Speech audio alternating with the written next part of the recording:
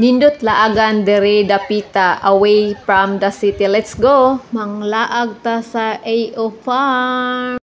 Gikan sa Labangon paingon sa AO Farm toong Cebu City, 25 minutes travel. Maabot na ka sa imong destination.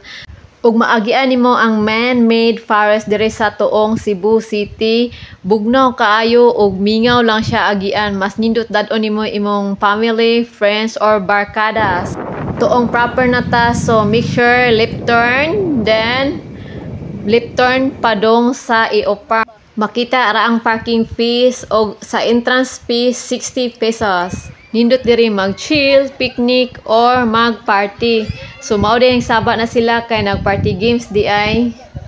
Mas nindot pod magdala mo og snacks, foods, og drinks para dili mo magutman. So, mao din ay among gibuhat, gadala rami og snacks, palit rami og drinks. Kung naa kay uyab, pwede ra nimo dalon diri mag-date mo, relaxing place, og nindot ang iyang views.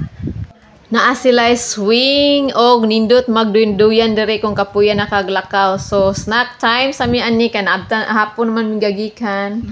And then nindot ka ang views. Wa na si Jerry ni saka na sa tower. Nindot gid mo saka sa tower kay makita nimo ang tanang view sa AO Farm og scenic view of the mountain. Wow, amazing. Og nindot sad magpahangin sa tower. Don't forget to follow and share para makita sa uban nga laagan. Thanks for watching.